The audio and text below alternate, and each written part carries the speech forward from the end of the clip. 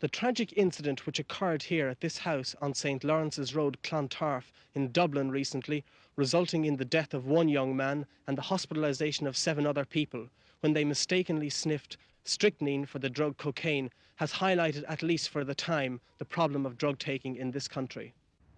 But over the past 10 years, the problem has been steadily on the increase. In 1971, 113 people were charged with drugs-related offences.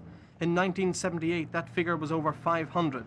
There's also been a major increase in the numbers turning to hard drugs, such as cocaine and heroin.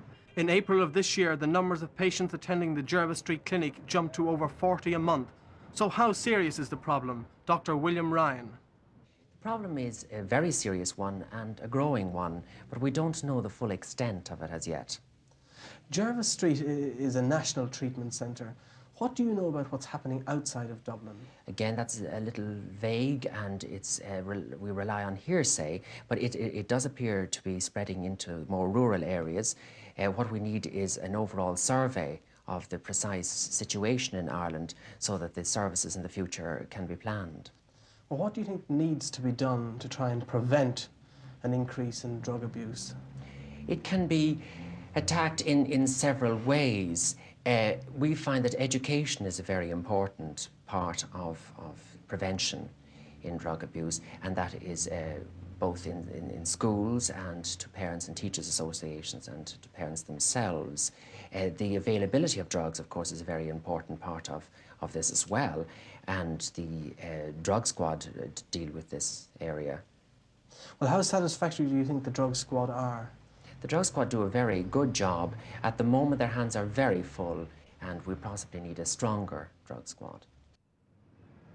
Here on the streets of Dublin, the hard-pressed drug squad have a difficult task dealing with the drug pushers, many of them with criminal backgrounds. There are other habits not directly linked to drugs, but equally as serious. This is a bag of industrial glue used by some travelling children in Dublin for sniffing. Glue sniffing can give one a high feeling, but it can also cause serious problems to the brain, kidneys and lungs. This habit is not only among the travelling children, but also spreading to schools in Dublin and throughout the country. There is also a widespread habit coming into vogue now of children using mushrooms for getting a high feeling. This is equally dangerous, as some of the mushrooms growing wild are poisonous. I think that if you get somebody who is abusing and will take something, obtain a substance that they don't know about, they don't know the strength of it, they don't know what it is, and they take it, you run a terrible risk in that way. Drug addicts have a mortality, an increased mortality rate anyway through other problems using dirty syringes and things like that, but they always run the risk of killing themselves in just one go with one drug abuse.